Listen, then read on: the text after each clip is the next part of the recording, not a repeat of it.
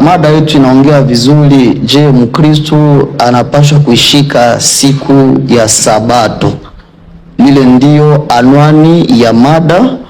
Walimu wenzangu, tuwe tumesikiliza vizuri ili kwamba tusiende nje ya mada, bali tuwe katika mada vizuri.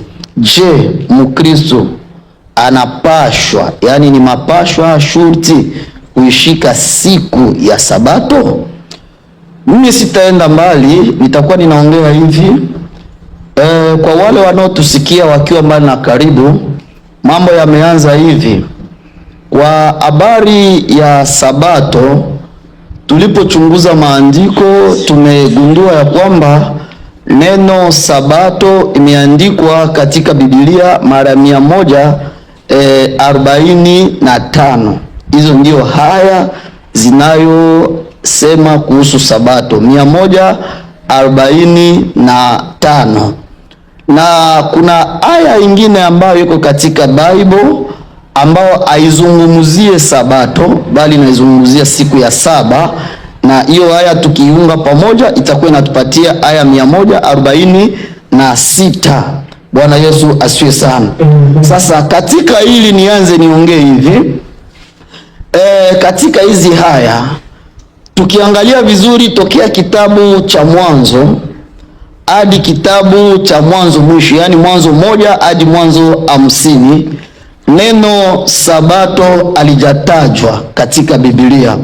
Tokea kitabu cha Mwanzo sura yake 1 hadi kitabu cha Kutoka sura ya 15, hizo haya zote hazijaongelea neno linachoitwa ibada ya Sabato.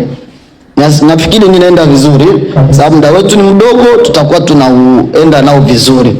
Sasa kama Sabato ilikuwa haijasemwa kuanzia kwenye kitabu cha Mwanzo 1 hadi kwenye kitabu cha Kutoka 15, je, hawa watu walioishi hizi miaka hapa, je, walimpendeza Mungu? Kwa sababu ndugu zetu wa Sabato wanasema Sabato ndio alama ya Mungu kwa watu. Sasa hawa watu wa hizi nyakati tokea Mwanzo 1 hadi kwenye Kutoka 15, ambao ninahakikisha na ndugu zetu watakuja nyuma waipitie jambo, kama watakuwa na andiko linaloongelea kwamba tangu Mwanzo 1 hadi Kutoka 15 wapi ndugu zetu hawa walifanya ibada ya Sabato. Lakini mimi ninadhibitisha ya kwamba neno ibada ya Sabato ilikuwa haijakuwa, na hawa watu walimpendeza Mungu. Muda ndio upo, tukikamata maushahidi. Kwanza, Abeli alimpendeza Mungu alipotoa dhabihu zake, hakujua habari ya ibada ya Sabato. Tukimwangalia ndugu ambaye amefata Adamu, yeye mwenyewe habari za ibada ya Sabato alikuwa hazijue. Tukienda vizuri, Noa, maandiko nasema kwenye kitabu cha Mwanzo 6:8 yake, Noa akapata kibali mbele za Bwana. Noa hakujua ibada ya Sabato. Tukienda kwenye Tera ambaye ni babu wa Abrahamu, wao waliabudu miungu. Abrahamu ambaye ni mwenye kuanzishwa na Mungu kutembea naye katika vizazi, kwa jinsi ambao maandiko inaelekea, Abrahamu mwenyewe hakusema habari ya ibada ya Sabato, lakini alimpendeza Mungu. Abrahamu amemzaa Isaka. Isaka hakujua habari za Sabato. Isaka amemzaa Yakobo. Yakobo hakujua habari za Sabato. Yaani hiki kizazi kwa ufupi ninazungumzia, walimjua Mungu, walimpenda Mungu, walitembea na Mungu, lakini habari ya ibada ya Sabato walikuwa hawajaijua. Sasa kama ndugu zetu wa ibada wa imani la kisabato, wao watakuja hapa na kudhibitisha, mwalimu, umekosea, Sabato imeanzia kwenye kitabu cha Mwanzo fulani na fulani ameifanya, nafikiri tutakuwa tumetengeneza usemi iliyo sahihi. Jina la Bwana libarikiwe sana.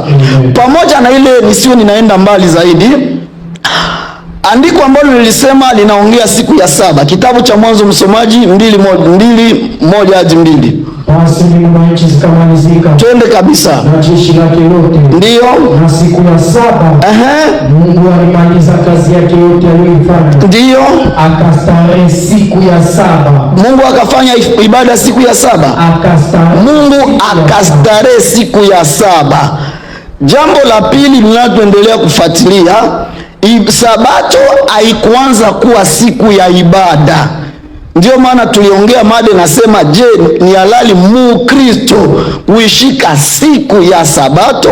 Kwanza niongee vizuri, kuna siku 7 za juma na kuna Sabato. Sabato ni ibada inayofanyika siku ya 7, lakini kuna 7 na kuna Sabato. Sabato ni ibada inayofanyika siku ya 7, ndio maana ikaitwa Sabato, yaani kukusanyika kwa kumwabudu Mungu siku ya 7 ikaitwa Sabato. Lakini kabla ya ile siku ili ipewe kuwa siku ya ibada, ile siku ilikuwa, lakini haikuwa siku ya ibada. Kitabu ya Kutoka 16:21-23, msomaji. Kitabu cha Kutoka. Haikuanza kuwa siku ya Sabato, na ndio maana nasisitiza hakuna haya tutaipewa hapa tokea Mwanzo 1 hadi Kutoka 15. Hivi vitabu vyote hapa hakuna haya tutapewa kwamba walifanya ibada ya Sabato. Lakini Sabato ilianza kuwa siku gani, msomaji?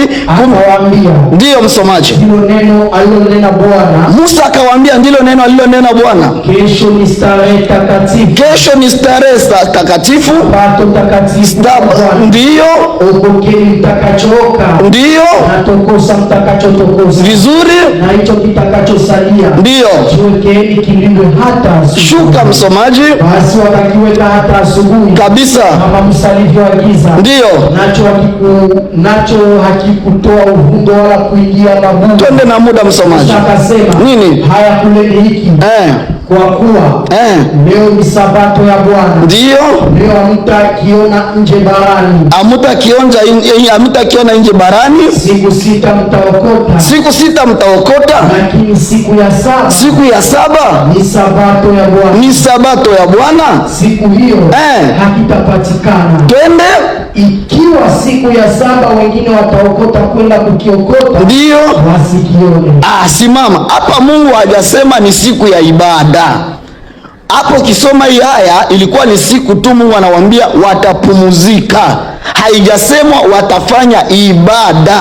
Hapana. Haleluya. Jambo la pili, tunapoongea habari ya Sabato, msomaji, kitabu cha Kutoka 32, kamata 31:12 yake. Twende na maandiko. 31:12 inasema nini? Kitabu cha Kutoka. Kabisa. Bwana akanena na Musa. Nini? Akamwambia nini? Waambie. Kabisa. Hakika mtazishika Sabato zangu. Hapo muweke nukta. Mutaishika Sabato au Sabato zangu. Mtazishika Sabato. Ukienda kwa Kifaransa itatia de au pluriel, hiyo ni Kifaransa. Ukienda kwa Kiingereza itaonesha ni wingi. Sasa tunapozungumza na wandugu wa imani ya Sabato, wao wanasema hii neno Sabato zangu maana yake ni ile siku ya 7 inaporudiliwa kila wiki, inamaanisha Sabato mara nyingi. Hii ni uongo, sio uhakika. Lakini ninaposemwa Sabato zangu, maana yake Sabato sio moja, na kwa mujibu wa Biblia, kitabu ya Kutoka 21:1-2. Tuangalie iliyozungumzwa ya kwanza. 21:1-2. Twende na hukumu atakazoziweka mbele ya watumishi. Ndiyo. Ukimnunua mtumwa Mwebrania. Ndiyo. Atakutumikia muda wa miaka 6. Kabisa. Mwaka wa 7 atatoka kwako. Yaani pia hata mtumwa alikuwa na starehe yake ya kisha miaka ngapi? 7. Hii iko miongoni ya siku 7 ya mwaka wa 7. Atatoka kwako huru. Ndio maana ya neno Sabato zangu. Twende msomaji, hiyo Kutoka 23, kamata 10 yake. Twende na maandiko. Tuangalie ingine. Panda mbegu katika nchi yako. Mbegu katika nchi. Miaka 6. Miaka 6. Na kuyavuna maungio yake. Ndiyo. Lakini mwaka wa 7. Mwaka wa 7. Utaiacha nchi. Yaani pia kulikuwa Sabato ya ambayo ilipewa kwa ajili ya ardhi. kwamba nayo itatumika kwa miaka 6. Mwaka wa 7 shamba inahitajika ipate pumziko.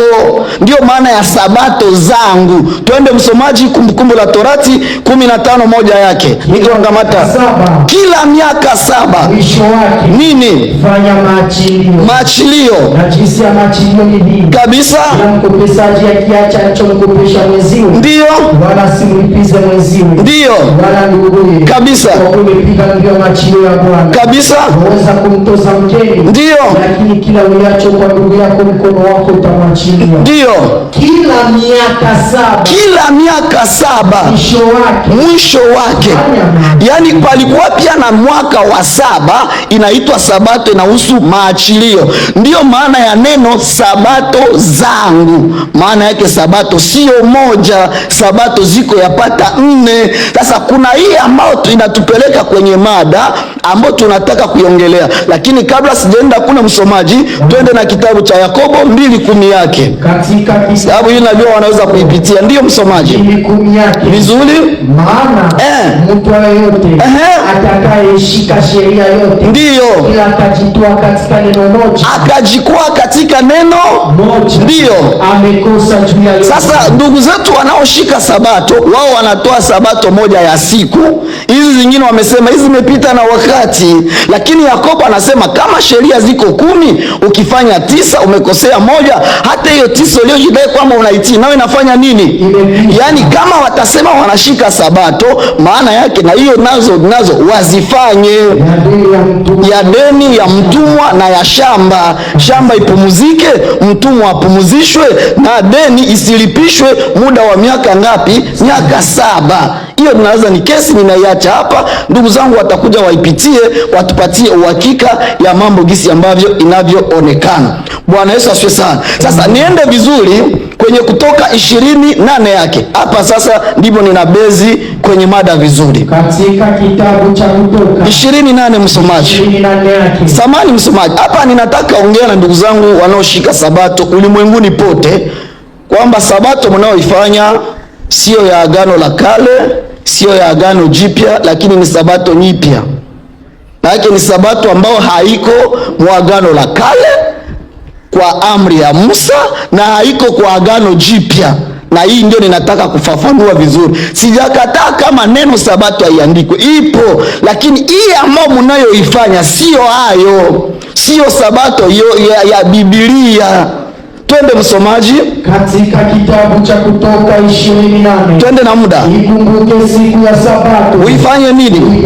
Takase hiyo siku 6. Fanya kazi, ndio, utende mambo yako yote kabisa, lakini siku ya 7 ni sabato ya Bwana, ndio, kabisa. Siku hiyo siku usifanye kazi yoyote, wewe kwanza, mtoto wako, binti yako, bwana wako, mjakazi, mnyama wa kufuga.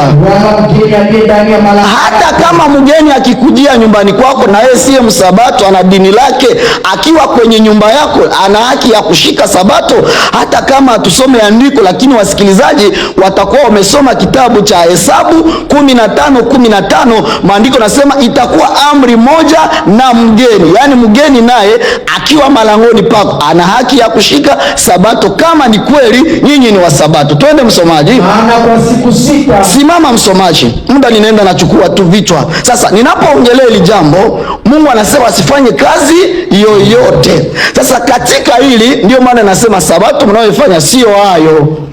Kwanza niangalie vizuri msomaji, kamata kitabu cha Yeremia 17:21. Katika kitabu cha Yeremia.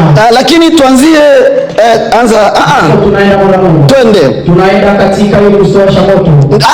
Anzia kwenye kitabu cha Yohana msomaji. Naenda katika 5 kamata 16 yake. 5:16. Ili jambo sitaliachia, ndio. 5:16. Ili turudishe huko. Twende msomaji na mali. Inasema hivi. Katika 5:16. Twende. Kwa sababu hiyo Wayahudi wakamuuzi Yesu kwa kuwa alitenda hayo siku ya Sabato. simama. Hapa ndugu zetu wa Sabato wanasema, ukiwapea andiko wanasema, je, basi kuponya siku ya Sabato ni dhambi? Kesi ya Yesu na Wayahudi sio kumponya. Kesi ni kwa sababu amemtwika godoro. Eske hii ikawafanya waanze kusema Yesu ameivunja Sabato. Sasa tuulize Biblia, kweli Yesu ulivunja Sabato? Yeremia 17:21. Bwana akasema hivi, nini? Jihadharini nafsi zenu. Ndiyo, usichukue mzigo wote siku ya Sabato. Hiyo ndio kesi ya Yesu sasa. Kwa mujibu wa Agano la Kale, siku ya Sabato usichukue nini? Mzigo. Sasa Yesu amemkuta mtu anamponya, baada ya hapo amemtwikisha nini? Mzigo wa godoro. Sasa Wayahudi waliojua Torati na kanuni za Sabato wakajua Yesu amefanya nini?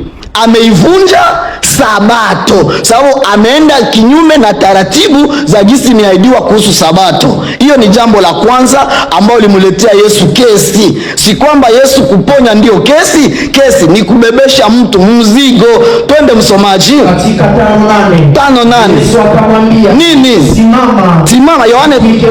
Hii ndio kesi ya Yesu, hii sio kuponya kabisa. Sababu ukiuliza wandugu wa Sabato wanasema sasa kuponya ni dhambi, kuhubiri ni dhambi. Hii sio kesi. Kesi ni kumtwika mtu, na maandiko nasema mtu asibebe siku ya Sabato. Jambo linaendelea msomaji. Kamata kitabu cha Nehemia 13. Kamata tu 13. Twende na maandiko 13:19 yake, twende vizuri. 13:19. Twende msomaji. Biblia inasema hivi. Ndio. Katika kitabu cha Yeremia. Tena wakaa humo watu wa Tiro. Nehemia. Ndio maneno hapo. Ndio. Tunaenda mara moja. Ikawa malango ya Yerusalemu. Ikawa malango ya Yerusalemu. Walipoanza kuagiza kabla ya Sabato.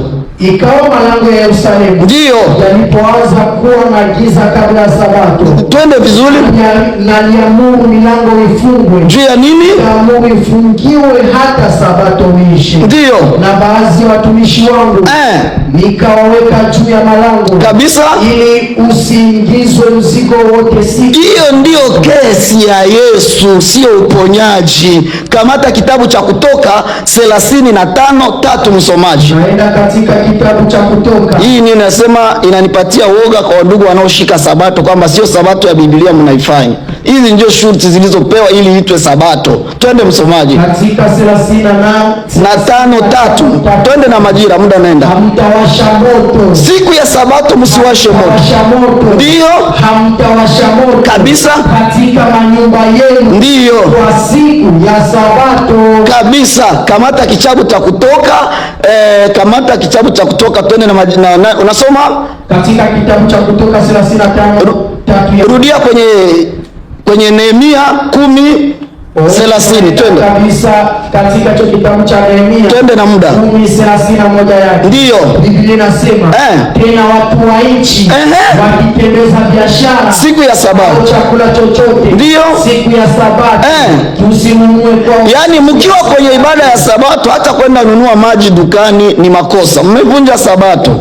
Hata kununua pipi mnaenda uza hiyo ambao wanasema biskuti, hiyo ni makosa kwa mujibu wa Biblia. Sasa kabla sijaenda mbali, nilitaka tu kuwapatia mwanga kidogo ili mnapofika hapa muwe na kesi. Sasa msomaji, kamata Biblia vizuri, kitabu ya Kutoka ile, twende na majira msomaji, dakika zetu zinaisha.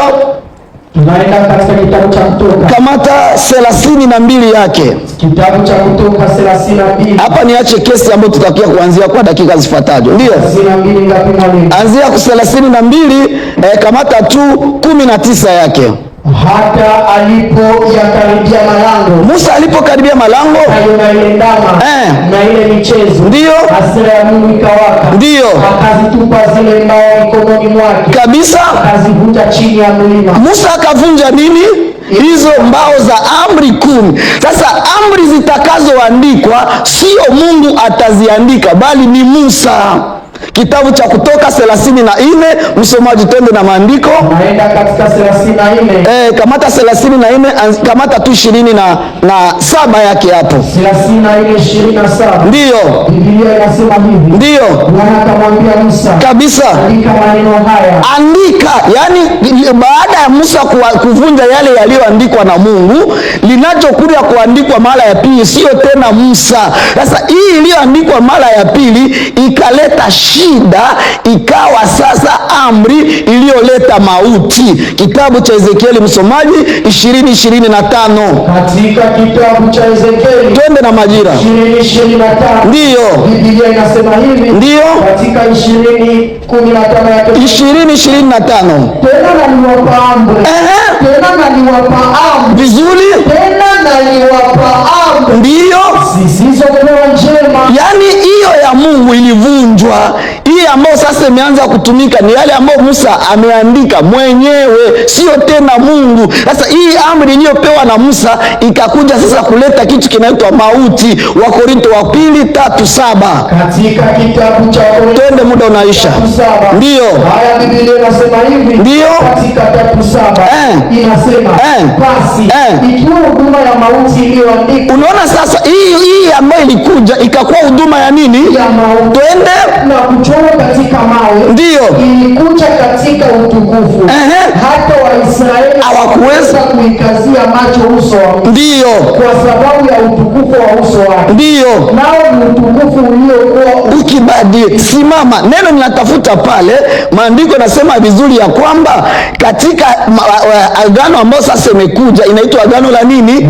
La mauti. Sasa hii Torati mnaoshidai kwamba mumeishika inakuja na ugumu. Andiko la mwisho niache ya dakika za pili niwe nimemalizia. Kitabu cha Wagalatia 3 soma 21 tu. Kuna mengine nitafuatia. 3:21 mwalimu. Ndio. Biblia inasema hivi. Katika jina la Bwana wetu Yesu Kristo. Ndio. Haya, naenda hapo. Basi. Je, Torati haipatani na ahadi za Mungu? Je, Torati haipatani na ahadi za Mungu? Hasha. Maana hapana. Kwa kuwa kama ingalitolewa sheria iwezayo kuuisha. Kama hiyo sheria ingeweza kuuisha, maana kuleta uzima, kuleta haki ingalipatikana kwa sheria. Haki ingepatikana kwa hiyo sheria. Lakini andiko limefunga yote chini ya nguvu ya dhambi. Kabisa. Makusudi hao wamenyoa pole hadi kwa imani ya Yesu. Yani hiyo sheria imeleta mauti. Sasa uzima imekuja kwa Yesu Kristo. Maliza msomaji, rudia 21 yake hapo tu tunamaliza. Lakini kabla ya kuja imani, tulikuwa chini ya sheria. Kabla halimani haijakuja tulikuwa chini ya nini? Achia hapo msomaji. Yani napunguzia hapa kwanza, ni kama kionjo cha kutupeleka kwenye mada, ili kwa dakika zijazo tuwe tumeleta uhakika. Yani Mkristo aruhusiwe kushika Sabato, na Sabato tunaona sio ya maandiko. Asante. Nashukuru sana mwalimu kutoka kanisa la Kristo la nchini Kongo. Bila kupoteza muda niwakaribishe walimu kutoka SDA Reform Church. Kumbukeni mada yetu ni je, ni halali Mkristo kushika siku ya Sabato? Hili ndilo swali na hii ndiyo mada. Nyinyi mnavyoona, mnavyosoma Biblia, mnaona kweli ni halali kwa Mkristo ashike siku ya Sabato? Njooni mtujibu swali hapa. Karibuni kwa dakika 20.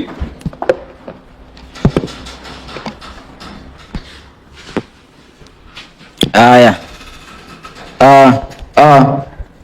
Asanteni sana kwa mtangulizi alivyoanza kuwasilisha ya kwamba Mkristo hapaswi kushika Sabato.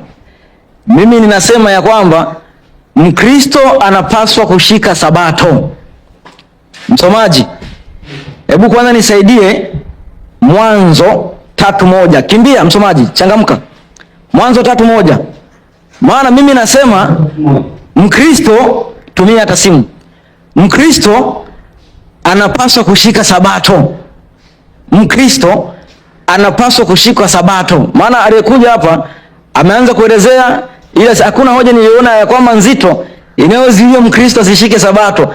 Ile amejaribu kuongelea yale mambo ambayo walikuwa wakifanya kwa ajili ya kuikosea Sabato. Sasa sijajua kama Mungu akisema kwamba usizini, wewe ukizini, ati Mungu anasema kwamba kuzini kumeondolewa. Uone kama ni shida. Soma andiko.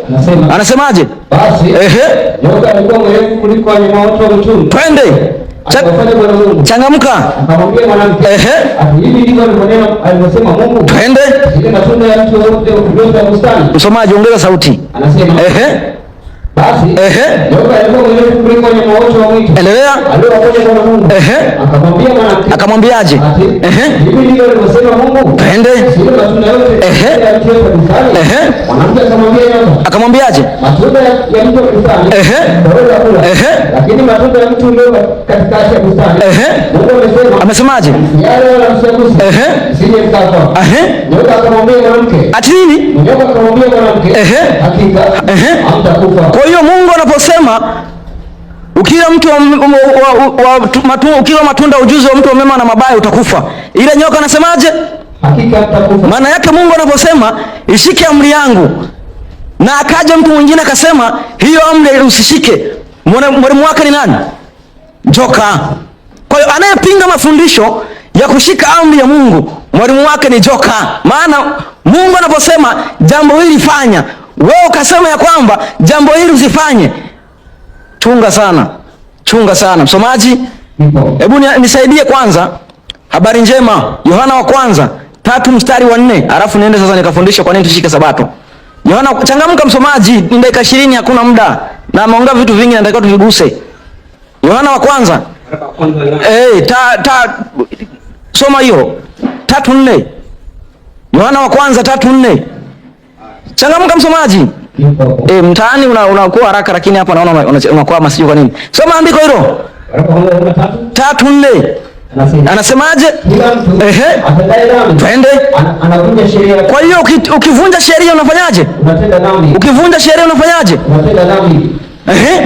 Anasema, unavunja sheria ya Mungu. Twende. Maana dhambi ni nini? Ni uvunjaji wa sheria. Kwa hiyo kutenda dhambi ni kufanyaje? Kuvunja sheria. Sheria nani? Sheria ya Mungu. Sheria nani? Sheria ya Mungu. Basi, kwa hiyo iko hivi sasa. Kwa nini Mkristo ashike Sabato? Sababu ya kwanza, Sabato ni amri ya 4 katika amri 10 za Mungu. Msomaji, 21, 23. Kutoka. Kimbia. Hiyo ni ngapi? Ya pili. Usijifanyie sanamu ya kuchonga. Ya tatu. Usimtaje bure. Ya 4. Kumbuka siku ya Sabato. Sasa msomaji, ukiuliza tuwe na miungu mingine, wanasemaje? Hapana. Tuchonge sanamu, wanasemaje? Tuheshimu baba na mama au tusiwaheshimu, wanasemaje? Hapana. Tuikumbuka siku ya Sabato. Wanasema Ilisha? Kwa nini? Kwa sababu wamefundishwa na joka. Maana joka ndio huwa linafundisha kuvunja amri ya Mungu. Sabato ni amri ya Mungu. Kwa hiyo lazima Mkristo ashike amri ya Mungu. Mungu amesema ikumbuka, soma hapo nani? 28. Changamka. 28. Anasemaje? Kumbuka siku ya Sabato. Ufanyeje? Uitakase. Ufanyeje? Kumbuka siku ya Sabato. Ufanyeje? Uitakase. Twende. Anasema, siku sita fanya kazi. Endelea. Utende mambo yako yote. Lakini siku ya Sabato ni nini? Ni Sabato kwa Bwana. Ni Sabato ya nani? Ya Bwana. Endelea. Ya Bwana Mungu wako. Endelea. Wewe usifanye kazi yote. Wewe wala mwana wako. Twende. Wala binti yako. Endelea. Wala mtumwa wako. Soma 11 hapo. Maana hapo alishasoma kwa ajili ya muda. Maana kwa siku sita Bwana alifanya mbingu na nchi. Kwa siku sita? Bwana alifanya mbingu na nchi. Kwa siku sita? Bwana alifanya mbingu na nchi. Endelea. Na bahari. Na vyote vilivyomo. Twende. Akastarehe siku ya saba. Akafanyaje? Akastarehe siku ya saba. Endelea. Kwa hiyo Bwana akaibariki siku ya Sabato. Akaitakasa. Msomaji, Mkristo anafaa kuishika Sabato kwa sababu Mungu ameibarikia siku ya saba na kuitakasa. Sasa mje mtuambie kama kuna siku nyingine imebarikiwa na kutakaswa, ili kwamba tuachane na Sabato. Mkristo anapaswa kushika Sabato kwa sababu ni siku ya saba ambayo Mungu alistarehe na akaibarikia. Kwa hiyo ukisema kwamba hakuna kushika Sabato, maana yake wewe unamwabudu Mungu asiyeumba. Maana yake unamwabudu Mungu asifanyaje? Asiyeumba. Kwa hiyo siku ya Sabato ambayo tuliona ni siku ya saba, na Mungu amesema ikumbuke siku ya Sabato. Kwa nini anawaambia waikumbuke siku ya Sabato? Ilikuwepo Mwanzo 2:1. Huwezi kuambiwa kumbuka kitu ambacho hakipo. Wale wanaambiwa wakumbuke kwa sababu walishikwa wakapelekwa utumwani Misri. Walikuwa wamesahau ibada. Kwa hiyo wanaporudi Mungu lazima wakumbushe. Sasa wewe kama ushiki siku ya Sabato, maana yake uko Misri. Soma andiko. Anasemaje? Basi mbingu na nchi zikamalizika. Na jeshi lake lote. Twende. Na siku ya saba. Ati nini? Na siku ya saba. Mungu alimaliza kazi yake yote aliyoifanya. Endelea. Akastarehe siku ya saba.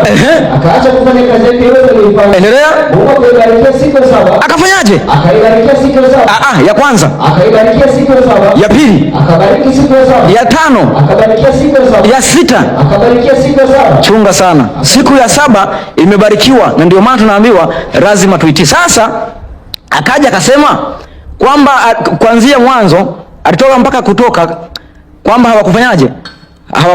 Hawakushika Sabato. Wewe ndio umesema hawakushika Sabato. Biblia hapo imekaa kimya, na mambo ambayo yapo kimya lazima tuyaache kimya. Kwa hiyo wewe ndio umeongeza kwamba hawakushika Sabato, lakini Mungu baada ya kumuumba Adamu ndani ya siku sita, katika siku ya sita, siku ya saba Mungu alistarehe. Sasa alistarehe, Adamu akaenda kurukaruka. Alistarehe, Adamu akaenda kurukaruka, akaenda kulima. Adamu alienda kulima, yaani Mungu alistarehe, Adamu akaenda kulima. Kwa hiyo Bible imekaa kimya, unaona. Lakini tunaashumu kwamba walikuwa wanaitunza, kwa sababu Mungu amewakumbusha wana wa Israeli baada ya kutoka Misri. Hawezi kawakumbusha jambo ambalo halipo. Utakumbushwaje na kitu hakipo? Kwa hiyo aliumba katika siku sita, katika siku ya saba kastarehe, ndio akawaambia waikumbuke. Kwa hiyo hiyo hoja ya kusema kwamba ati Adamu na watu wengine hawakushika Sabato, hiyo umetoa kichwani.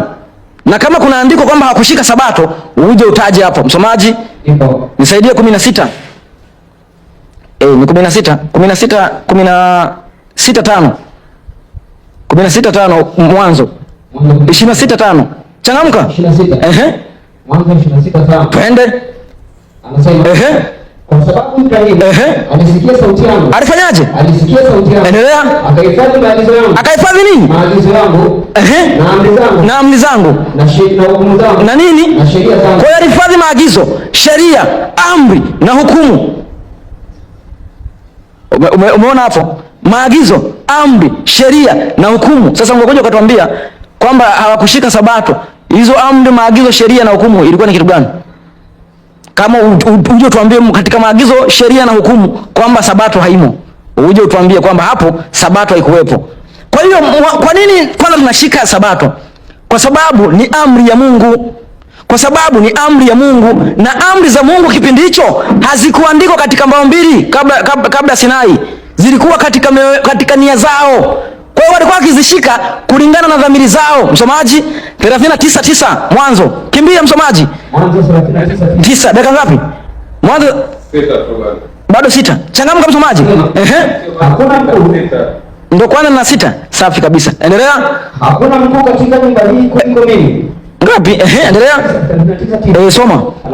Anasemaje? Hakuna mkuu katika nyumba hii kuliko mimi. Twende. Wala hakunizuilia kitu chochote. Twende. Ila wewe. Kwa kuwa wewe mke, nifanyeje ubaya huu? Mkubwa nikosee Mungu. Twende. Akawa kizito. Kwa hiyo akasema afanyeje? Anasema nifanyeje ubaya huu? Nifanyeje ubaya huu? Ongea. Nikosee Mungu. Endelea. Akawa kizidi kusema. Akisemaje? Na Yusufu siku baada ya siku. Lakini hamkusikia anasema lakini hakusikia alale naye wala aongee naye. Ikawa siku moja akaingia nyumbani atende kazi yake, wala hapakuwa na mtu katika watu wa nyumbani humo ndani. Huyo mwanamke akashika nguo zake. Subiri. Kwa hiyo tunaona kwenye ile 39:9 Yusufu anasema nimtendeje Bwana dhambi hii? Unaona? Sasa mje mtuambie Yusufu alijuaje kama kuzini ni dhambi? Kama alikuwa hajui kama kuna amri za Mungu. Yusufu alijuaje kama kuzini ni dhambi, kama sheria ilikuwa haipo ndani yake? Msomaji? Kwa nini kwanza tushike Sabato? Maana mimi hapa nafundisha kwa nini tushike Sabato. 24:20 Mathayo 24:20 Mathayo. Changamka msomaji. Anasemaje? Ili kukimbia kwenu. Twende. Hebu anza 3. Anasemaje? Ole wao wenye mimba. Anza 3 msomaji. 24:3. Anasemaje? Hata ilipokuwa wameketi katika mlima Mzeituni, wanafunzi wake wakamwendea kwa faraga wakisemaje? Endelea. Hayo ni nini? Dalili ya kuja kwako. Endelea. Ya mwisho wa dunia. Kwa hiyo Yesu anaulizwa dalili za kuja kwake na za mwisho wa dunia. Akaendelea akaongea kuhusu habari za vita, matetesi na vitu kadha wa kadha. Soma sasa 20 hapo. Anasemaje? Ombeni ili kukimbia kwenu. Sio wakati wa baridi. Wala siku ya Sabato. Ati nini? Ombeni ili kukimbia kwenu. Sio wakati wa Kwa hiyo kwa nini Mkristo ashike Sabato? Ni kwa sababu Yesu anajua ya kwamba hata siku za mwisho bado Sabato ipo. Mimi nakwambia kwa nini tushike Sabato. Mimi natembea kwenye kwa nini. Msomaji akaja akasema ati ya kwamba Musa alivunja nini? Mbao nini? Alivunja ile mbao, zile mbao za amri, sio hivyo zilikuwa zimeandikwa amri. Alafu eti kwamba Musa ndo akaandika tena. Musa hakuandika amri. Hebu rudia hilo andiko. Musa hakuandika amri, aliyeandika amri alikuwa ni Mungu. 34:27 rudia hapo afu tuone. Soma hapo. Anasemaje? 7 soma, changamka. Musa hakuandika, hakuna amri aliandika Musa. Musa aliandika ile maagizo ya amri, ambapo zile taratibu kwamba umezini pigwa mawe ufe. Aliandika Musa. Usijue fanya hivi vitu kadha wa kadha. Lakini zile amri 10 zimeandikwa na Mungu mwenyewe. Soma andiko. 27 aliyosoma. 27. Soma hapo. Changamka. Msomaji. Bwana akamwambia Musa, endelea. Andika maneno haya. Kwa kuwa mimi nimefanya agano nawe na pamoja na Israeli kwa mujibu wa maneno haya. Naye alikuwa huko pamoja na Bwana siku 40 na masiku yake. Endelea. Hakula chakula wala hakunywa maji. Naye akaandika katika hizo mbao hayo maneno ya maagizo. Hayo maneno ya nini? Hayo maneno ya nini? Endelea. Hizo amri 10. Sasa yeye alipokuja akasema ati Musa ndo aliandika amri 10. Andiko linasema akaandika maneno ya maagano ya amri 10. Maneno ya maagano ya amri 10. Maana yake kuna amri 10 na kuna maelezo yake yanayochambua hapo. Sasa hebu aliandika kwanza kitu gani? Hebu rudi hapo 10. Alichoandika Musa. Alafu ninyi nikuonyeshe Mungu akiandika mwenyewe. Soma hapo. Anasemaje? Anasemaje? Nafanya agano mbele ya watu wangu wote. Twende. Kimbia. Na namna isiyotendeka katika dunia yote. Wala katika taifa lolote. Twende. Na watu wote ambao wanakaa kati yao wataona kazi ya Bwana. Ati nini? Wataona kazi ya Bwana. Endelea. Kwa maana ni neno la kutisha. Kimbia. Ni kutendalo. Endelea. Anasemaje? Angalia neno hili. Ninalokuamuru leo. Endelea. Tazama mbele yako na mchoro wa Mungu. Endelea. Soma 12. Anasemaje? Mungu anakuambia mambo ambayo kwenye 27 Musa alimwambia Musa andika, ndio anasikiliza. Toka tama. Endelea.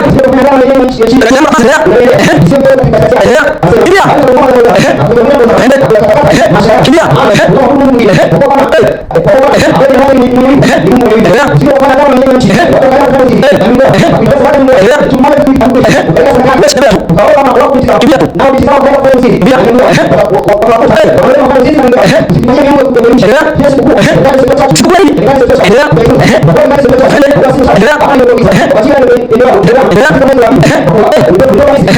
Sasa haya maelezo kibao ambayo kitu cha 27 ndio anasema sasa andika. Sasa tuangalie Mungu Musa andika au wewe kumbuka Farati mmoja toa hapo kumbuka Mungu mmoja andika. Anasema Musa andika Mungu Musa andika ndani sisi tunaongea kitabu hapo. Anasemaje?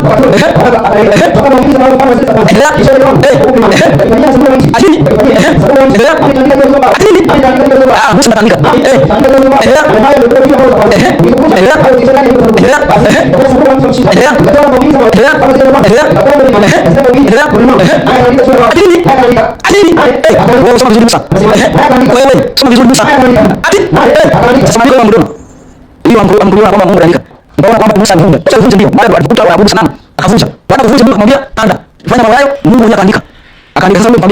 Sasa sisi tunafungulia kwa nini Mkristo ashike Sabato? Msomaji 66:22 Isaya 66:22 Isaya. Kwa nini tushike Sabato? Mkristo ashike Sabato. Tumesema kwamba ni amri 10 za Mungu. Na Mungu amesema lazima ushike amri zake za Mungu. Unaona? Tunasema kwamba tunashika Sabato kwa sababu Mungu amebaikia kaitasa. Hapo kwa siku ile mkishika kaitasa, Mungu mwambie. Hiyo ndio anasema. Kitu cha pili, tunashika Sabato kwa sababu Yesu mwenyewe anasema hata siku za mwisho kwa mkono. Anasemaje? Asili.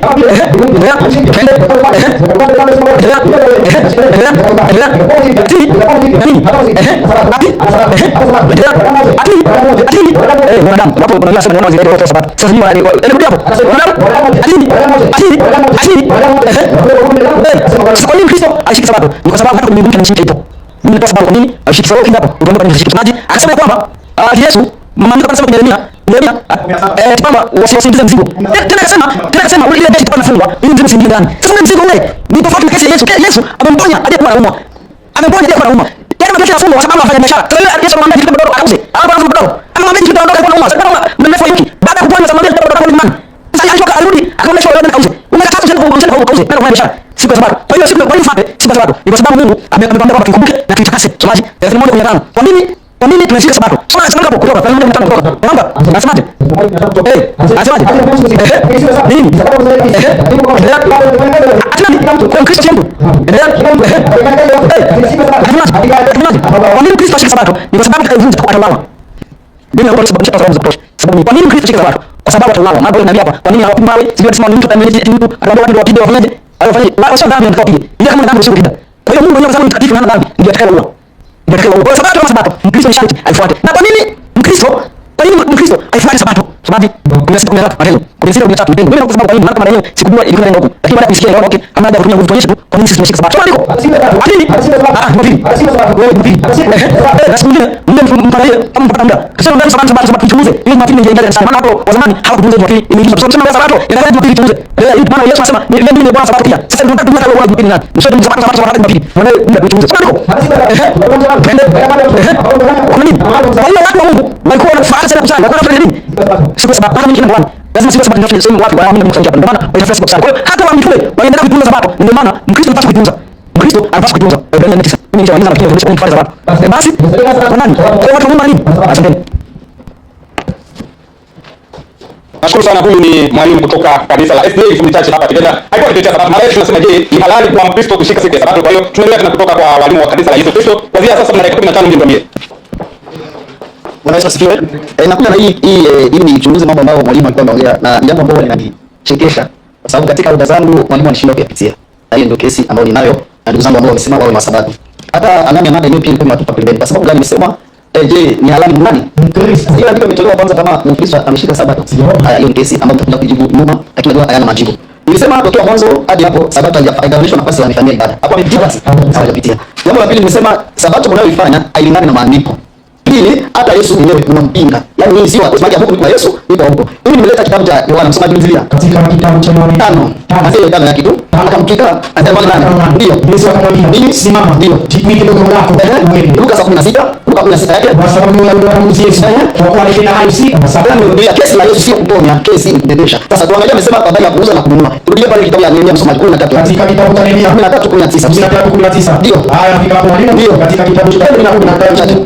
19 yake ndio ikawa ndio Israeli alipoanza kuwa ndio katika kabla Sabato kabisa aliangalia tu bila kufunga okay ikawa ifungue hata Sabato ishi. Yani kwa mujibu wa Nehemia anaonyesha haikuhitajika mzigo uingie katika ile kambi ya Wayahudi siku gani ya Sabato. Ndio kwa Yeremia 17:24 kitabu cha Yeremia 17:24 ndio kwa pointi nyingine ndio vizuri. Haya Biblia inasema hivi nimeandika hapa tena msomaji kama mzigo katika mambo yenu. Sikia sasa ndugu zetu, hii haya tena msitoe mzigo katika nini? Hapa ni habari ya wanaokuja kuuza.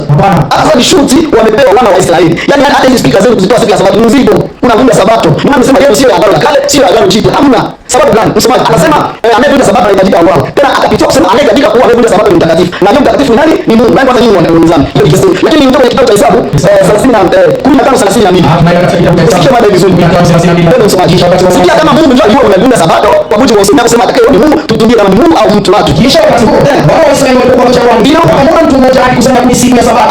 Hao walikuwa kusanya kwa mamlaka kwa msana vizuri na mkutano upigane. Na wakaweka kifungoni kwa sababu maana nilikuwa nitasema Mungu alikuwa anasema kitakachotenda atakayevunja Sabato. Bwana akamwambia Musa nini? Bwana akamwambia Musa twende. Mtu huyo lazima atauawa. Mimi Mungu nitamua au atauawa. Atauawa. Shuka mkutano wote watampiga kwa moto. Sasa hiyo ni Mungu anaua. Hapana kama mtakao ndani ndugu zangu. Unasema kwa wale katika ule mtakatifu na ni Mungu. Hawa ni watu wanapiga mtu mawe anakufa. Sio Mungu. Sasa zaidi anasema kitabu cha kutoka anzia kutoka msomaji turudilie ile 30 na ngapi hapo 34 anzia moja ili ndio mkubwa hapa ndio ndio twende kisha Bwana anamwambia Musa anamwambia sababu kama zile za kwanza ndio na nikaandika kibao nani anasema kaandika Mungu anasema kaandika Luka 27:28 mwalimu wewe nafika hapo na muda 27:28 hapo tu hiyo 27:28 haya Biblia inasema wewe vizuri usome hapo wewe muda Bwana akamwambia Musa andika maneno haya nani andike Musa wewe Bwana akamwambia Musa vizuri andika maneno haya kwa kuwa mimi nimefanya agano nawe wewe Israeli ndio kwa mjibu wa maneno haya shuka 28 ndio sikia sasa naye alikuwa huko pamoja ambaye siku ya masiku yake ndio hakuna chakula hakuna maji kaandika katika hizo bao nani kaandika Musa akaandika hayo maneno ya maagano hizo Musa akaandika akaandika juu ya yale bao haya maneno. Twende msomaji. Hata ikawa Musa aliposhuka katika mlima Sinai na zile mbao za ushuhuda zilikuwa kwa Musa. Hapo aliposhuka katika mlima haya aliandika ni Musa, sio Mungu. Kwa mujibu wa haya aliandika ni Musa. Mungu anasema ataandika, mwambie Musa andika. Sasa hapa anasema sasa hapo kuna kesi kwamba hii agano ambayo mnayo hapa imeenda katika kuleta mauti. Sasa kuna kesi. Nikasema kuna aina ya sababu na maana. Kuna aina ya sababu kwa moja ile tatu wameelekeza sasa walaweze. Ndio anasema kwa kushika ngapi? Yote Mungu. Akifanya tisa kwa sababu moja, yaani nayo Mungu anataka ameifanye. Kwa mujibu wa Biblia ile inasema ni maandiko. Hawana, hawashika mtu, hawawezi, hawashika nchi, hawawezi. Sasa wakifanya ndio wakishika shamba sasa waongoza. Muda wa limiti na shamba sasa kwa nini? Akaendelea kuongelea maneno imeanzika hapa. Akasema kwamba kwa habari ya sabato wao wameshika sababu amri ya Mungu. Lakini kama sasa tunasoma hiyo Yesu kitabu cha Mathayo 12:1. Kitabu cha Mathayo 12:1 ya twende na muda. Biblia inasema ndio wakati Yesu anapita katika shamba siku ya sabato. Yesu anapita shamba siku gani? Ya sabato. Hao wanaenda wanapita kwenye shamba siku ya sabato. Sijui kama watakuwa wanafuata Yesu au jipandisha. Wanafunzi wake wa maisha. Wakaanza kutoa sura kama wanazaji kunasikia wanafunzi wanapita kwenye shamba siku gani? Ya sabato. Wakapita kwa kupitilia wakaingia wavune. Wakaingia wavune. Yaani siku ya sabato kwenda kwenye shamba sio kosa. Kuvuna sio kosa. Kubeba mzigo sio kosa. Kuwasha moto sio kosa. Ndio maana nyinyi mnampinga na Yesu kaenda shambani siku ya sabato. Yesu kamtukisha mtu mzigo siku ya sabato. Sasa nyinyi mnampinga na Yesu hamfuati. Sasa hapa ndio tunapata andiko moja ya Mathayo 5:17. Hiyo naiweka ili hata Yesu hakuwa na sabato. Msomaji kitabu cha Luka. Hata ndani yake. Hata 18 hadi 20 Luka 28. Nasema twende akaenda zaidi. Katika siku ya sabato akaingia katika sinagogi. Yesu alielewa katika sinagogi. Katika kanisa. Sasa hapa ni kesi. Sio kama nini watu sinagogi au kanisa kama mtabia. Kama hivyo kwa historia yake. Akasema yeye asome. Akasema yeye asome watu kabisa. Luka 28 na Luka 28. Ili je, Yesu ulikuwa mshika sabato au uliingia kwenye sinagogi ya washika sabato na uliposoma nini ilitokea? Wakataka zamani wale watu wa sinagogi. Wao kwa katika sinagogi siku gani? Ya sabato. Siku gani? Ya sabato. Ya siku gani? Ya sabato. Twende. Wakataka zamani ndio walikuwa katika sinagogi. Siku ya sabato. Twende. Anasema hivi. Wakataka zamani wale katika sinagogi. Ndio. Wakaondoka. Wakamtoa nje ya mji. Yesu kama pamoja na mshika sabato ilikuwa kwenye ibada ya sabato. Lakini wasabato wamfanya nini? Wakamshauri kwa sabato. Kuleta mtoto kwa mbele sabato. Wakamwambia simama msomaji. Naongea hivi kwa habari ya amri. Wanaleta neno waje. Mimi mnaruhusu tunashika sabato sabato nini? Ni amri. Sasa akasema kama Mungu alisema hivi kwa kitabu cha Mwanzo, wale ambao watafanya makosa wao. Si hivyo? Hii tuulize na hii amri mnayosema hapa kwa mujibu wa Biblia. Msomaji, kamata kitabu cha Yohana wa kwanza. Kamata tatu nafikiri itakuwa kwenye 24. Yohana wa kwanza ndio 24. Haya nafika hapo kwa nini? Katika kitabu 24. Biblia inasema na zishika amri zake, na zishika amri zake ndio ukaa ndani yake yeye naye ndani yake. Na katika hili tunajua kuwa anakaa ndani yetu. Ndio huyo anayetupa shuka kabisa. Rudia kutoka 24 na ngote walipokea kwake. Ndio kwa kuwa tuwazishika amri zake. Tunashika nini? Amri za nani? Za Yesu. Shika zile amri na kuyapenda yapendezayo machoni pake. Ndio. Na hii ndio amri yake. Ile amri ambayo tunashika. Wala tuliamini jina. Tukiamini Yesu, hiyo amri tumeshika. Sio tena kwenye ubao. Na hii ndio amri yake. Tuliamini jina la Bwana. Kama kitabu cha Tito 1:2 anzia kwenye 9:11. Sasa sisi hatujizuiza kufanya dhambi sababu ya kwenye amri. Tumejizuiza kufanya dhambi sababu tumekuwa na ile amri ambayo itufanya tumwamini na nimesema katika kitabu cha Tito 2:9 hadi 11 msomaji. Inasema sikia. Kabisa. Ndio. Wasome mchido. Hata tukuli kuna moja. Ndio. Tunaonyesha uaminifu kwa wote. Ndio kama fundisho kwa sote. Ndio. Maana neema ya Mungu. Maana neema ya Mungu. Sio sheria. Sio ndio inaamaliza. Nayo kufundisha. Ndio baya. Ndio amri tunasema kwa watu hatuache kufanya mabaya ya amri. Kwa sababu ya ile wokovu ndani ya Kristo nayo imetufunza kuacha nini? Hapo nasema kwa lazima tufunza. Hapana. Kufanya ubaya. Chini hapa. Sasa hii Torati Mungu inatia amri wewe. Ni mzigo unaobeba nayo inaleta mauti. Nilisoma kitabu cha Ezekiel 20:25 nitawapa amri zisizokuwa njema. Sasa hiyo kitu ndio. Sasa nikuzie niseme hivi. Sisi wa Kristo hakuna siku ambayo siku special katika siku za kuabudu. Kwanza nianze kwa Wakorintho wa kwanza 15:58. Wakorintho wa kwanza 15:58. Ndio na siku za mapema. Nini? Ndio. Usitikisike kabisa. Mkazidi sana kutenda kazi ya Bwana. Siku ya 7. Mkazidi sana kutenda kazi ya Bwana. Siku ya 7. Siku zote. Baada msomaji. Siku ya 7. Ndio ni Matendo ya Mitume 2:40 na 7 bado. Ndio. Wakati Mungu atafundisha. Wadawa kidogo katika ushirika. Na katika kumeka kama. Ndio. Na katika kusali. Ndio. Kila katika roho. Akaja acha mimi na chaka kama niko. Ndio. Hapo ndio nini? Walikuwa mahali pamoja. Na kwa kupiga ushirika. Ndio. Na siku zote. Siku ya 7. Na siku zote. Siku ya 7. Siku zote. Hii ni imani ya mitume. Twende. Na siku zote. Ndio. Kwa moja moja. Walikuwa wakidumu ndani ya hekalu. Kama kitabu cha Wagalatia 4:9-11. Tunaona ndio. Mnashika siku na miezi na miezi yapati. Hao ndio wanashika. Wanashika siku, miezi na yapende na yapende. Hizo yote nimeshikisha kwa kama vile kama ni Wagalatia. Kila anashika sheria, umetengwa na Kristo. Umetengwa na Kristo. Umetengwa na sheria nini? Nini? Utakao umehesabiwa haki kwa sheria. Isaya 1:13-14. Hapo habari ya siku ndugu zangu, hata wale wanaofanya Jumapili kwa siku special nao wamekosea. Imani ya Ukristo haiendi kwa siku. Hatuna imani katika msingi wa dini. Hapo msomaji. Kama Isaya 1:12-14. Ndio kuchapa ile na hesabu nani? Nani kitaka ndio na muda. Usikana na mwanzo. Usilete matoleo kwa nini? Usilete matoleo kwa nini? Ndio. Nini? Sasa Anasema ni machukizo kwa hiyo ibada mnazozifanya. Yaani Ukristo hauna siku ya special, Ukristo unabudu Bwana katika roho na kweli, na katika roho kweli haina siku. Mambo yake hapo hapo. Je, Ukristo unalala mshika Sabato? Asante. Amina, washukuru sana hizo dakika 15 za kuendelea kusoma mada hii ni halali Mkristo kushika siku ya Sabato. Naona hoja zinatolewa kweli. Tunaendelea tena. Yule tena kutoka kanisa la Yesu Kristo. Sasa tunampata mwalimu wa kutoka SDA Reform Church. Hawa ni watu wa Sabato. Hawa ni watu wanaoshika Sabato, ni watu wanaoitetea Sabato. Na wanasema kabla ya Mungu kwa mwalimu alitoka anasema Sabato ni tukizo kutokana na vitabu vilivyo. Kwa sababu sasa dakika 15 tuendelee na mada yetu tuone kwamba je, ni halali Mkristo kushika siku ya Sabato? Amina, asante sana ndugu msimulizi, Mungu akubariki. Nimesikiza ile mwalimu kwa makini, wale sana leo kujifunza na kufundishana. Lakini kile ambacho nimepata kutoka kwake na nitatangaza leo hapa. Ikiwa wewe ni Mkristo na anasema Sabato hana, huyo ni mpagani na utambuliki kwa ni Mkristo. Na hata unasikia ikiwa ni Mkristo na Sabato ya Mungu huna, wewe ni mpagani na ibada ya Mungu ndio inasema kwa 11. Ndio kitu tofauti ambacho walimu kimewachanganya kwa hiyo tunashaka kubeba tofauti ya sala na ibada. Tofauti kati ya sala na ibada. Soma hapo. Akamwambia Yesu.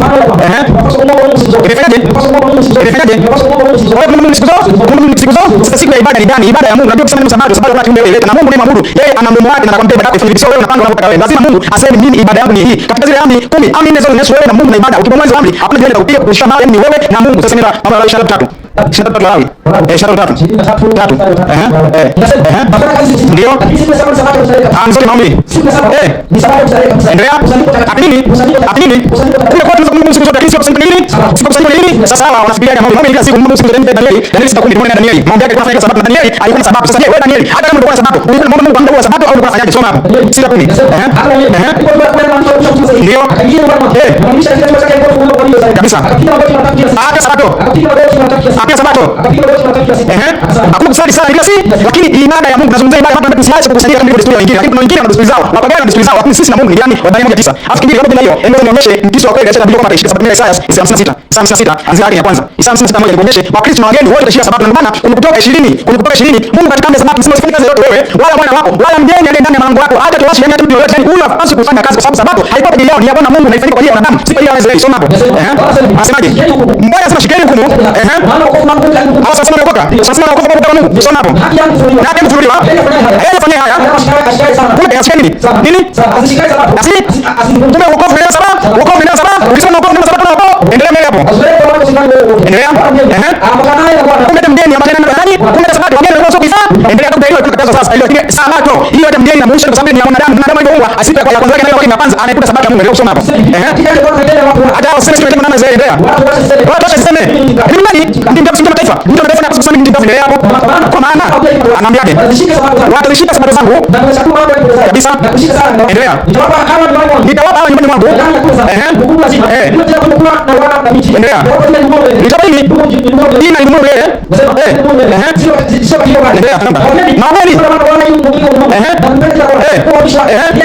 Kisha nini? Wale wanasikiliza watu watu ambao ni kavu nasema wale watatoshika Sabato fanyaje? Endelea. Kumbe nini?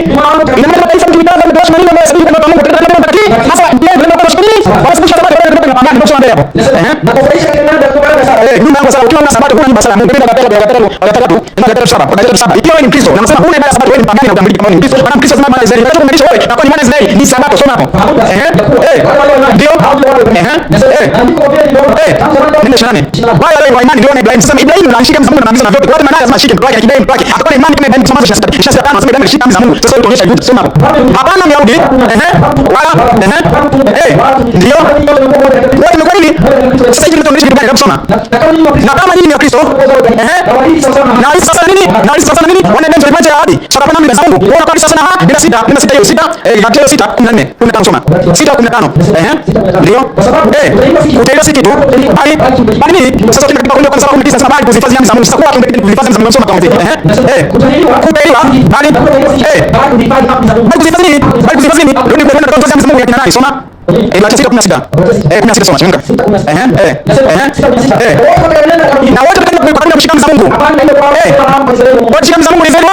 Usome hizo zema. Wanataka kumtumia na kimwona Mungu kusema tawaleta. Watashika sana nini? Watashika sana nini? Sasa katoa hapa katoa bani 4:9 ndio pitie. Maana sema mashika siku na mnaweza soma kwanza pitie hoja. Ni 9. Anasema mashika siku lakini kama unasikia yeye. Soma hapo sasa ndio amri za Mungu hizo zote ndio mbele hapo. Ndio nguvu. Mashika siku na miezi. Na nini? Sasa tutashika neno la 23. 23 moja pale. atushiki hayo. Sisi tunashika ibada ya Mungu, tushiki hayo ambayo yanasemwa hapo. Soma. Akamwambiaje? Siku nini? Mungu alitoa siku na siku. Sasa hizi zinazungumzia ni siku au sikukuu? Hizi siku. Ndio kusoma hapo. Ambazo mesikia mimi kwa nini? Hao walipewa yote katika Biblia Yesu Kristo wasema kama shahidi. Nenda wapi? 10:45. Mungu 4:10 anzia kwenye 4. Maana Mungu alizandika amri zake kuzitia ndani ya sanduku la agano. Ila sasa zile sheria zilikuwa nje kama shahidi. Sasa hivi ile shahidi inaondolewa, hayupo, alikuwa anashtaki yule. Ila sasa hivi alikuwa sasa shahidi Yesu na shahidi Yesu bwana huyo unaipata yeye msoma hapo naye akaandika chini ya mfano wa maandiko ya kwanza. Kabisa. Soma soma. Soma. Naye akaandika chini ya mfano wa maandiko ya kwanza. Mfano hili. Endelea. Zile amri. Endelea. Alisomwambia. Endelea. Akanipa. Bwana kumbe aliandika sasa kumbe ndio aliandika sasa akatisoma ile ndio aliandika na akaandika na kwa hiyo chama hiyo ndio wapi? Nenda kwa sasa moja shimo. Na hiyo ndio Musa kuzifunza zile amri. Kile kinashiria kwa zile amri afunde kile namna yote. Bado zitatakiwa ziandikwe tena. Hiyo ndio chama Musa aliandika. Ni kuonyesha kwa bado kama zivunje zitaendelea kuwepo ziko. Soma hapo. Sasa kuna chuo kilicho cha ile amri ambayo ilivunja bado lakini lazima kwa hiyo cha tulati. Wakati nini? Endelea. Kama nini? Sasa makosa 14. Makosa 14 kwa kazi ya ushahidi na imeshia kazi ya ushahidi. Soma. 14. Kisha mfanyia haki maandiko ya kushtaki. Kama kuna shahidi mshtaki, kama tusikia mzamo, kuna shahidi wa mshtaki, kama tusikia mzamo, sasa tuone huyo shahidi wa nani? Ndio fungu 5. Huyo shahidi anataka kazi yake, yeye shahidi anafanya vipimo kwa force watu shika wafushika kwa au shahidi wake kwa namna gani? Nakupa soma. Shahidi aliyemwaminifu. Shahidi? Jambo la kwanza kuna shahidi aliyemwaminifu, wewe kuna shahidi mmoja kisa shahidi nani? Shahidi ni nani? Sasa tuone Yesu anafundisha kuvunja amri au kuvunja kitu gani anatuambia tena Yohana 8 anzia ya pili. Nani mbili? Ile mwanamke kufumania tuone Yesu kama kuvunja sababu ya namna ndio.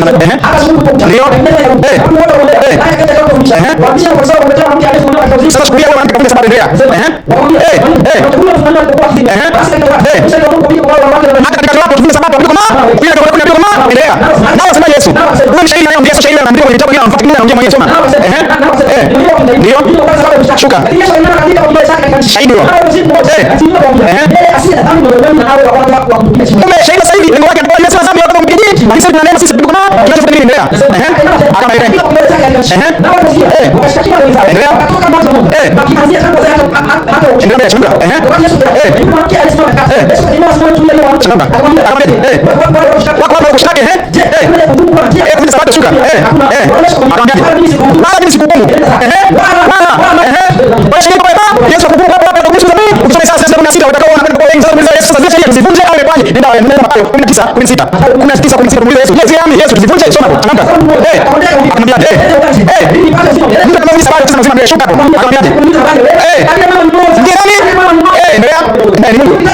Lakini ukitaka kuingia katika uzima zilisha endelea akamwambia ni siku moja nyingi sio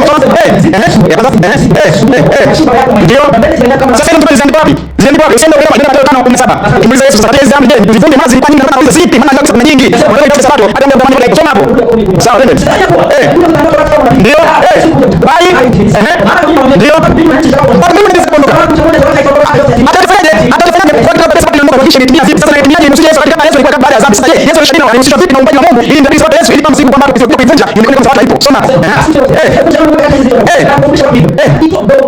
wewe kuna amri zote zinafika kidogo tukivunja tamo hata maana kuna shida 623 upande wa kwanza katika waziri Mungu kwa utashi wake ziko 10 pesa katika hizo ukafundisha hivyo kama maana unastahili kwenda katika uzima mbele ukizidi na kwa soma kwa 10 amen amfanyaje sasa tukaambia Mungu tuna mwingine nishimeza nani tukana wazazi winde tuzini tushuhudia wangu kwa sababu sasa Yesu kama ilikuwa katika sabato kama siku jamani nimekuja sabato tu hapo soma kwa maana yeye Yesu kwa sabato unasema si wewe ukuzini unafanya sabato tatizo hili tafuta mbingu ya kuingia kwa sababu tunasema 22 maana mbingu sisi tunasema sabato kama sabato kwenye mbingu tafuta kwa masomo hapo sisi 22 chana kwa 22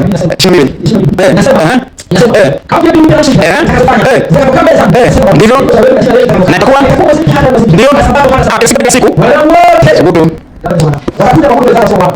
sawa kabisa. Nashukuru sana. Hizo zilikuwa dakika 15 kutoka walimu wa SDA Form 3 hapa. Nafikiri tumemaliza dakika 15 dakika 20 kwa pande zote mbili. Sasa nataka tuendelee sasa muda wa maswali na majibu. Nafikiri kwa Wakristo ambao mnafuatilia, nafikiri Wakristo tuna ruhusa sana ya kujadiliana. Kwa kile ambacho hatuelewani tunatumia maandiko tunajadiliana. Na kama kweli nia yetu ni kutaka kuelewa, kama kweli nia yetu ni kutaka maandiko yatuongoze, basi nafikiri Roho Mtakatifu atatusaidia. Na ule upande ambao kweli unasaidiwa na Roho Mtakatifu basi utakuwa sahihi zaidi. Kwa hiyo kwa sasa nawakaribisha walimu wa SDA Form 3 kuja kuuliza swali kwa dakika 3 tu. Kwa sasa nawakaribisha walimu wa SDA Form 3 mje muulize swali kwa dakika 3. Kwa hiyo karibuni sana na dakika 3 kwa sasa, na yule kujibu swali ni mwalimu kutoka kanisa la Yesu Kristo. Tutumie dakika 5 kwa atakaposhuka mwalimu aliuliza swali moja kwa moja utapanda hapa kujibu swali kwa dakika 5. Karibuni sana. Asante sana. Moja kumfumo. Moja kumi nasema. Na alikuwa katika roho siku ya Bwana. Na alikuwa katika roho siku ya Bwana. Nisikia sauti kubwa yangu kama sauti ya Mungu ikisema, haya ndio nionayo, unaandika katika chuo. Ndapeleka haya katika sasa. Subiri. Kwa hiyo Yohana kwambia alikuwa katika roho siku ya Bwana. Alikuwa katika roho siku ya Bwana. Sisi tunasema Sabato bado ipo. Na tunaona mtume wakifundisha na kienda kuongozana siku ya Sabato. Na Yohana Mbatizaji kuwa katika roho siku ya Bwana. Kwa vile zingine nasema alikuwa anaongozwa na roho siku ya Bwana. Swali, siku ya Bwana ni siku gani ambayo Yohana alikuwa katika roho? Ana kwamba Sabato imeisha.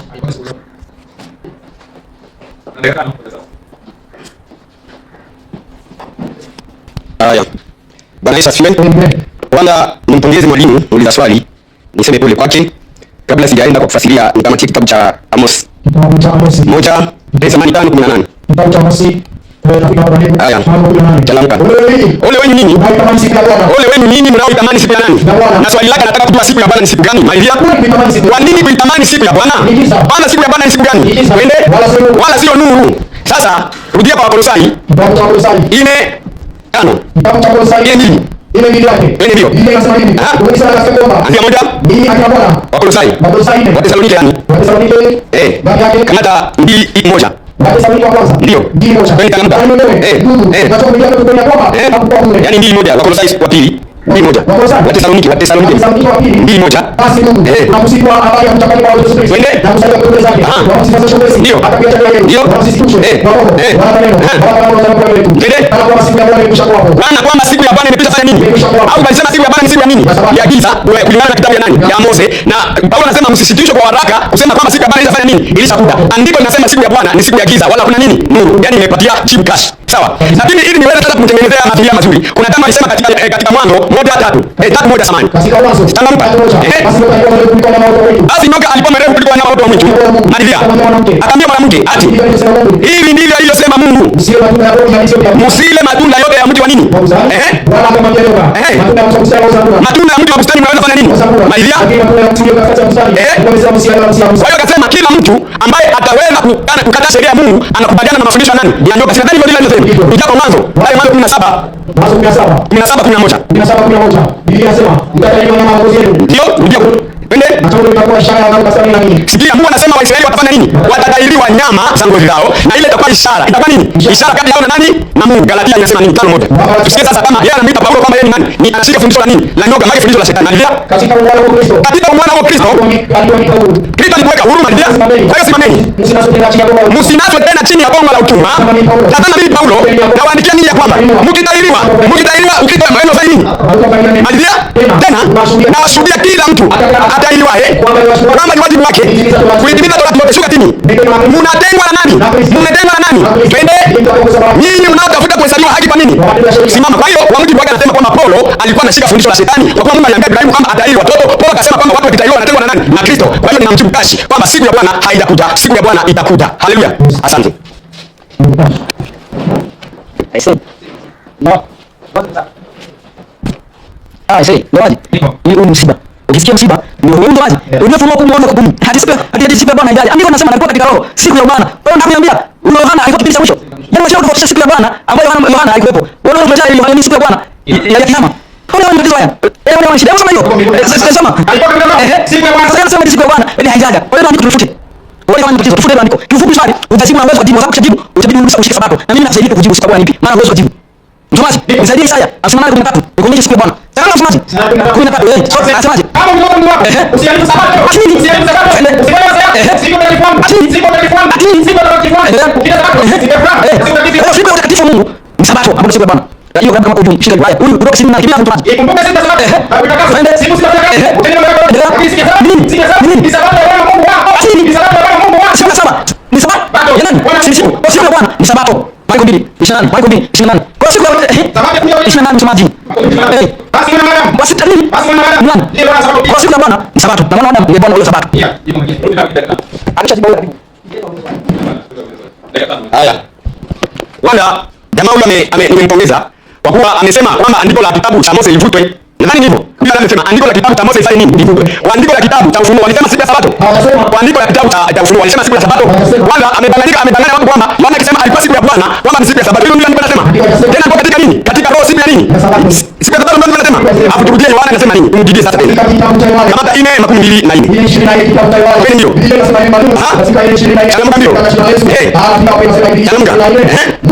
Rudia 23, 22. Lakini sasa inakuja nao saiko ambao abudu halisi. Wende? Baba anatafuta watu wamwabudu katika roho na nini? Na kweli na nini? Mungu ni nini? Mungu ni nini? Kweli kabisa. Nao wamwabudu yeye imewapasa kumwabudu katika roho na nini? Maidia? Kuna neno ukasoma pale 20. Kuna neno ukasoma. Baba zetu waliabudu katika mlima. Maidia? Yerusalemu walikuwa wanaabudu siku gani? Ya Sabato. Maidia? Yesu akamwambia mama, usadiki saa inakuja ambayo hamtaabudu Baba katika mlima huu wala kule Yerusalemu. Yerusalemu walikuwa wanaabudu siku gani? Mungu Yesu anasema wataabudu wapi? Ya Sabato walikuwa wanaabudu siku gani Yerusalemu? Yesu anakataa ibada siku gani? Ya Sabato Yerusalemu. Malizia? Kwanza mnaabudu msichokijua. Malizia kabisa. Wokovu. Saa inakuja na sasa ipo. Abudu halisi. Wataabudu Baba katika roho na nini? Na kweli. Na swali katika roho na kweli kwa siku. Iko na wakati, iko na muda. Katika Biblia inasema Yesu ni yule jana, leo na hata nini? Au yeye anasema kama siku ya Sabato ndio siku ya kuabudu Mungu. Kweli kabisa, andiko gani anasema? Turudie katika kile kitabu cha Matendo ya Mitume. Bali 47. Na siku zote kwa moyo mmoja walibeba vidumu katika hekalu wakimega mkate kwa moyo nyuma kwa nyuma. Ndio Biblia. Na siku zote kwa moyo mmoja walibeba vidumu ndani ya hekalu wakimwomba Mungu. Ndio wakimsifu Mungu. Simama sasa, yeye sema kwamba kuomba liko kuabudu. Ukifanya nini? Kuabudu ni nini? Hebu mnajua kuabudu? Nenda kuabudu. Tatizo leo hata wao ni Waswahili hawajui Kiswahili. Kuabudu ni tendo la kuheshimu. Tendo la kunyenyekea. Siku gani Mungu anasema tusiabudu? Ni siku gani Mungu anasema kwamba hatuwezi msifu wala hatuwezi muabudu? Mitume waliabudu siku zote na waliomba Mungu lini? Siku zote. Kwa hiyo nimejibia swali hapo na uweze kujitoa pale. Sasa sana mwalimu, mama usiondoke na kurudisha hapa kuuliza swali kitu kuuliza swali. Mimi natoka kanisa la Kristo. Kusanyiko lenu mnalifanya mangapi? Mimi asante. Sisi hatuna siku ya kufanya kusanyiko. Sababu kuna watu kuna makusanyiko mengi sana. Inalingana na kadiri watu wanategemea. Yaani kiongozi wa kusanyiko mahali alipo. Kuna watu wanakusanyika leo. Hivi leo kuna watu wako kwenye ibada sasa hivi. Kuna watu watakusanyika kesho. Kuna watu watakusanyika kesho kutwa. Maana yake hatuna siku. Nikifika kwenye kusanyiko fulani kama anakuja ile siku nitabudu. Okay, asante. Asante sana. Mimi nimefurahi hapo ndipo umesema wale inapaswa kumwabudu Mungu katika roho na kweli. Sio Yerusalemu wala mlima. Sawa kabisa. Sasa mimi kuuliza swali baada ya kutokana na madai tunasema, je, ni halali Kristo kushika siku ya Sabato? Karibuni sana muulize swali. Haya. Tunashukuru sana kwa walimu wetu. Kwanza ninafurahia sana kwa siku ya leo, mada yetu inaenda vizuri na ninafurahia walimu wanaotoka hapa. Bwana Yesu asifiwe sana. Ninapotazama andiko moja la kitabu la Kumbukumbu la Torati, msomaji, nisome hilo. Katika kitabu cha Kumbukumbu la Torati. Kamata Kumbukumbu la Torati, samani kidogo nitazame. 27. Haya. Samani kidogo, kuna andiko linanipita hapa. Ina dakika zangu 3, samani nitazitumia tu. Kwa kuwa silipata acha niingie kwa Walawi. Kamata Walawi 24:8 hadi 9. Changamka bio wakati wangu. 24:8 na 9. Nimesemaje? Kila siku ya Sabato. Twende ataipamba mbele za Bwana daima. Kwa ajili ya wana wa Israeli. Agano la milele. Kamata Hesabu 28:10 hapo ndio nilikuwa natafuta. 28:10 hapo kitabu cha Hesabu. Anza kutisa tangamka wakati wangu. Tena katika siku ya Sabato. Watasogeza mwana kondoo waume malidia. Kweli kabisa. Malidia. Ya kila Sabato. Swali langu linarudia hapa. Ili tuamini kwamba wanashika Sabato, kila siku ya Sabato wataleta mwana kondoo wawili ambao watawateketeza. Na hii ni sadaka ya kila nini? Sabato. Na swali ya kila Sabato. Swali langu, siku ya Sabato mnamteketeza mwana kondoo wa aina gani?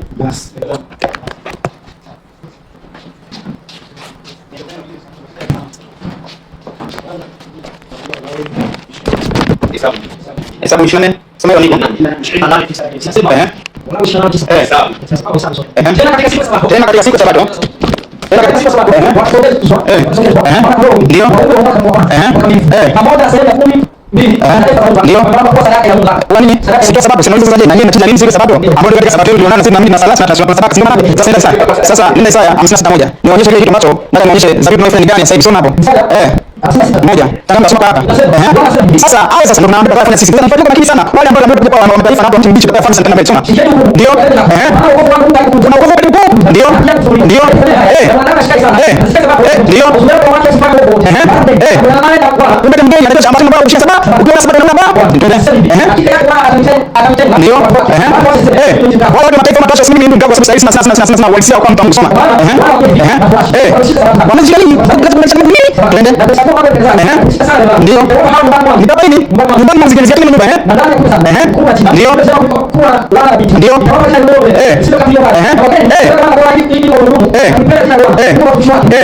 Kila shida nini? Ndio. Hizo tutakuwa sababu na mwisho sisi na Mungu. Kuna sasa issue kutumia muziki. Sisi tunasoma kutumia nini? Namba 10. Namba 10 moja. Nikuonyeshe zaidi sisi tunataka Mungu kwa nini soma hapo. Hai, soma. Ndio. Ndio. Chinda mbuzi. Chinda mbuzi. Wewe mimi tuseme nini? Zamani tuseme nini? Kwa sababu tunashika sana usiku. Wewe kwa kitu kama hivi. Wewe tutataka kushika kitu tunashika katika sisi na Mungu. Ni sabato. Iko hivyo unasema nini? Ndio ngapi? Baada ya mbili. Mimi sasa hivi nani? Nikuonyeshe Mungu akisema kazi yake simama ndio wanasema sisi sisi sasa au sasa kama hiyo ndio ana 58. 58. Ndio. Akamwambia endelea na 10. Ndio. Nini? Sasa sasa 17.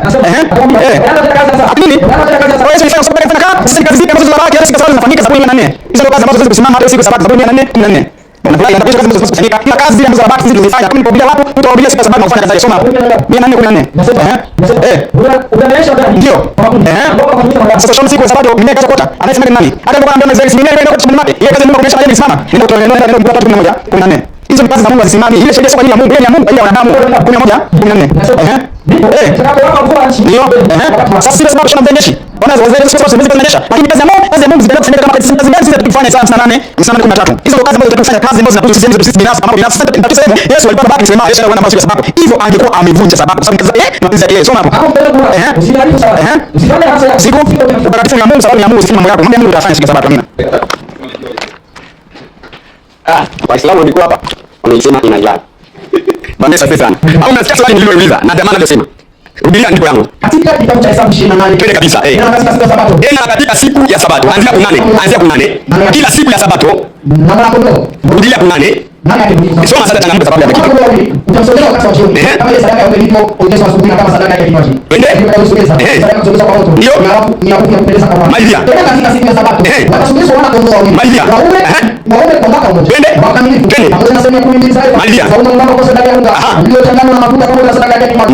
Hii ndio sadaka ya kuteketezwa ya kila Sabato. Ni swali, kila Sabato mnateketeza wana kondoo mnateketeza nini? Kwa sababu hapa hii ni amri ya milele ya kuteketeza sadaka kila nini? Sabato. Au anasema kwamba sisi tutatoa miili yetu au mnatoa miili yenu siku ya Sabato. Ila siku zingine mtoa miili yenu kwa Kristo. Na andiko lile lilisema kwamba watatoa miili watatoa sadaka ya Sabato. Na mimi naswali, anasema kwamba siku ya Sabato wanataka wahubiri. Hii siku ndio hapa unafanya nini? Hapo wahubiri magari siku gani kwako? Magari Sabato kwako kwa mujibu wako. Sawa? Magari Sabato kwako. Ila anasema kwamba siku ya Sabato Mungu anatamka kazi zake za Mungu zinatakiwa zifanyike. Mungu anataka mvua siku ya Sabato. Yaani jana mvua kunyesha. Chuka kunyesha. Asema nimeona utaka siku ya Sabato. Yaani kazi ya Mungu. Yaani leo nimeona yote. Yaani unaona kama hapa ndio Waislamu wanaenda kama tunakuwa na ucha. Bado sana. Lakini sasa tukianza ndipo tunasema, kama ndugu yangu. Kama kitabu cha Kamata kumbukumbu la Torati 12 hata niendelee 12 kamata 12 30 tangamka wakati wako niangalie kulifanya usiongeze wala usipunguze. Mungu anasema katika maneno yake usiongeze wala ufanye nini? Anasema hivi katika kumbukumbu la Torati 27:29 na alainiwe asiyeweka imara maneno ya Torati hii kwa kuyafanya, na watu wote waseme amina. Kwa hiyo wewe unaposema unashika Torati unasema kutimiza sadaka ya siku ya Sabato uko chini ya laana. Na amekosa hiyo ya tumia watu wa siku ya Sabato. Watu. Wewe unataka hivi. Tumaji, ndio. Unauliza swali. Tunatoa nini lakini? Tunatoa nini katika siku hii? Sabato. Atakwambia mambo yenyewe. Sasa tumaji, hebu kwanza nisaidie wao mmoja. Na mstari wa kwanza. Tuone kwanza kwa nini unatoa. Tuone kwanza unatoa hizo sadaka. Watu mmoja. Anasemaje? Anasema katika kutoka katika akamwambia subiri. Watu katika wanyama wamefuga. Sasa soma mstari wa 4. Anasemaje? Akaweka mkono wake atawapa nini? Yule kitu ndio sadaka.